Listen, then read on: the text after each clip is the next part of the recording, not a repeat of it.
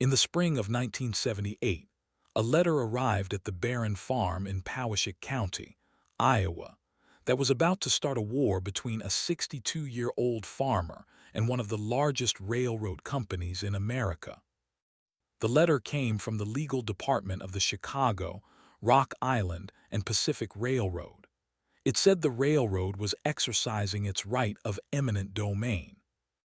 Now let me explain that, because the law is the weapon in this story.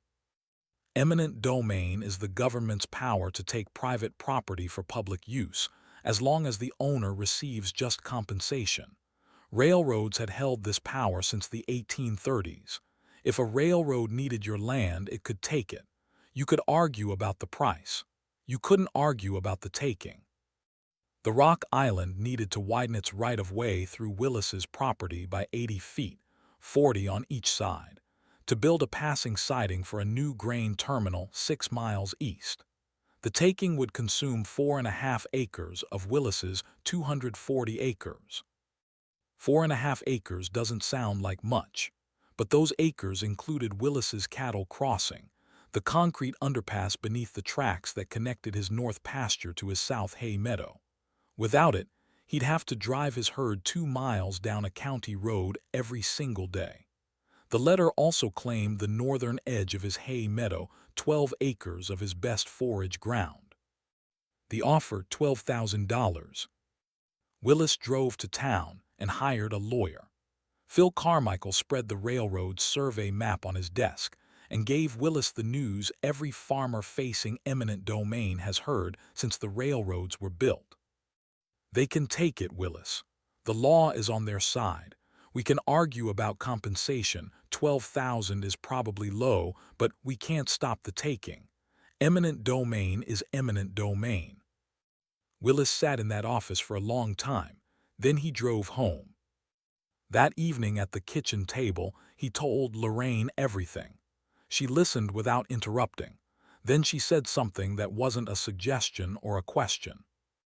Your grandfather bought this farm in 1919. He built the cattle crossing. He built the fences. He arranged the whole operation around that railroad, and they never bothered him because they didn't need to. Now, 59 years later, they want to cut it in half and they're offering $12,000, less than Grandpa paid for the whole farm. She reached across and took his hand. Don't let them take it. Now let me tell you about Willis Baron.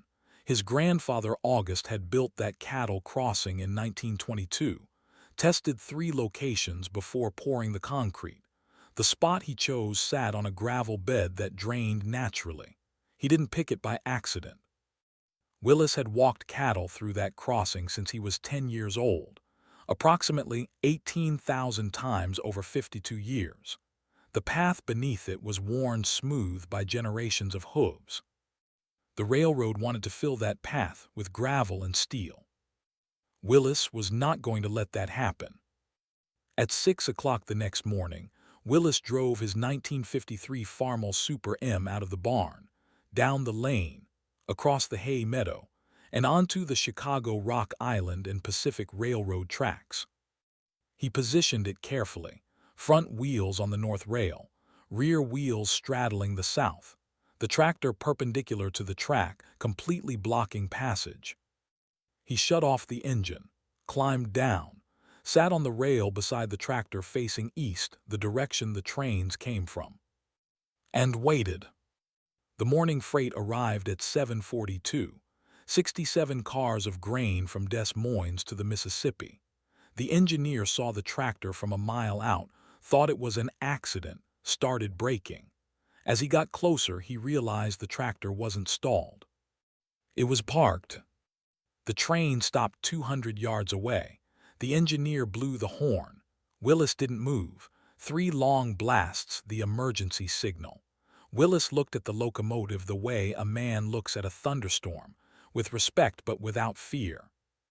The conductor walked the tracks to where Willis was sitting. Sir, you have to move. You're blocking a mainline railroad. I know.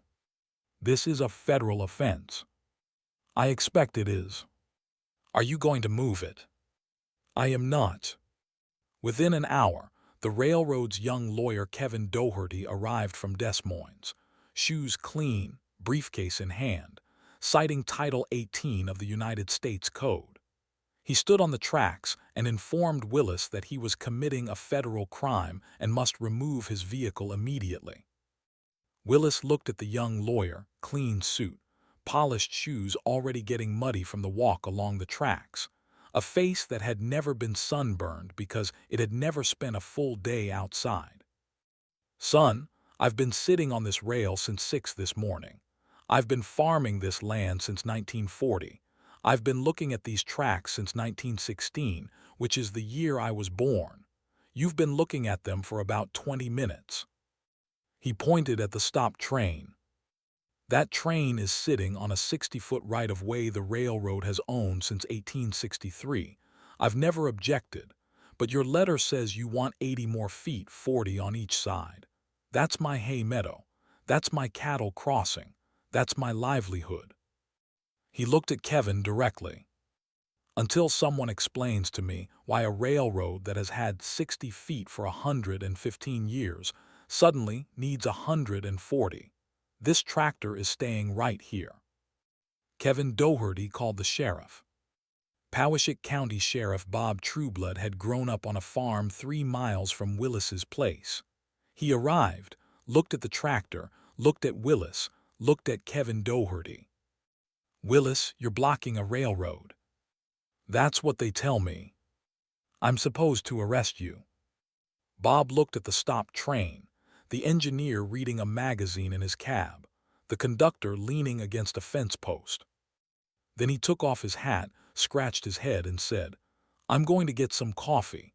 I'll be back in an hour or two. I suggest everyone use the time to think about what they really want here." He drove away. Kevin Doherty stood on the tracks with his ruined shoes, watching the sheriff's car disappear, and realized he was in a county where the sheriff was a farm boy. The farmer was a local hero, and the railroad was the outsider. The railroad had the tractor towed that afternoon. The next morning it was back on the tracks. They towed it again. Willis put it back. By the end of the first week, the Rock Island had spent $4,200 on towing fees. The morning freight had been delayed 4 out of 5 days. The Des Moines Register picked up the story. Then the wire services. Letters started arriving at the Baron farm from farmers across Nebraska, Kansas, Missouri, Illinois. Farmers who had lost land to eminent domain, who had been told the law is the law, who had accepted it, and now watched a 62-year-old man from Iowa refuse to. Willis received over 300 letters in the first month. He answered everyone by hand. Now let me tell you about the meeting that changed everything. The railroad sent its senior attorney, Martin Gaines, 54 years old, experienced, smart enough to know the public relations war was already lost. He drove to Poweshiek County and sat down at Willis's kitchen table. "The railroad needs the siding," Martin said, "but we don't need a war." "I don't need a war either. I need my cattle crossing and my hay meadow." "The siding requires 80 feet of additional right-of-way." "I understand the engineering." Willis leaned forward. "What I don't understand is why the 80 feet have to come from my hay meadow when there's 80 acres of open ground east of my property that belongs to nobody." Martin paused. "What do you mean, nobody?" "The Hoffman Tract, been in tax delinquency since 1974. County owns it. Nobody farms it. Bend your line 50 yards south at my east fence. Run it through the Hoffman Tract and bend it back at my west fence. You get your siding. I keep my crossing and my meadow. The county sells you the delinquent land for back taxes, probably less than you're offering me." Martin Gaines looked at Willis Baron, the overalls, the calloused hands, the face weathered by 62 Iowa winters, and realized he was sitting across from a man who had not only refused to accept the taking, but had designed a better alternative. "You've been thinking about this." "I've been thinking about this since the day I got your letter. I drove the Hoffman Tract the next morning, walked the whole 80 acres. The soil is poor, that's why Hoffman abandoned it. But soil doesn't matter for a rail bed. That ground is flat, well-drained, and exactly where your siding needs to be. Your engineers drew a straight line on a map in Chicago. I've been looking at this ground for 46 years. Martin was quiet for a long time. I need to talk to our engineers. Take your time. The tractor's not going anywhere. 4 months later, the Rock Island sent Willis a new letter. The railroad was withdrawing its condemnation action. The siding would be built through the Hoffman tract. Willis's cattle crossing would remain. His hay meadow would remain. His farm would remain whole. Willis read it at the kitchen table. Lorraine sat across from him. "They're not taking the land." She reached across and took his hand. They sat without speaking. Some victories don't need words. The Farmall went back in the barn that afternoon. It had been on the tracks, or ready to go back 11 times over 5 months. Towed 7 times. It had caused approximately 46 hours of train delays. It had cost the Rock Island more in towing fees, legal costs, and public relations damage than the Hoffman tract cost them to buy. A 6,500-pound tractor had beaten a corporation that owned 12,000 miles of track. The Rock Island's own engineers later admitted quietly that the Hoffman route was superior to the original plan. Willis never said "I told you so." He didn't need to. Kevin Doherty left the Rock Island in 1979. He went into private practice in Grinnell. He represented farmers. Years later, someone asked him why he switched sides. "Because I stood on a set of railroad tracks and watched a 62-year-old farmer teach me more about property rights in 10 minutes than I learned in 3 years of law school." He didn't cite a single statute. He just pointed at his hay meadow and said, "That feeds my cattle." And I realized that all the law in the world doesn't matter if you forget what the land is for. Willis Baron farmed until 1989. His son Craig took over all 240 acres, whole, uncut, connected by the crossing a railroad tried to take and a farmer refused to lose. Willis died in 1997. Farmers from 3 counties came to the funeral. Craig spoke. "People called what my father did a protest. It wasn't. A protest is against something. A refusal is for something. My father wasn't against the railroad. He was for the crossing. He was for the farm his grandfather built, and he intended to pass it on whole. When someone tried to stop that, he sat down on a rail and said no." The 1953 Farmall Super M is still in the barn. Craig maintains it on the same schedule Willis followed. His daughter Amy asked once why Grandpa Willis put the tractor on the tracks. Craig thought about it. "Your grandfather weighed about 170 pounds and he parked a 3-ton tractor in front of a 200-ton locomotive because he believed his hay meadow mattered more than the railroad schedule." Was he scared? I don't think so. I think he was certain. Certain that some things aren't for sale, not for $12,000, not for any amount. The railroad sent a locomotive. Willis sent a tractor. The locomotive blinked.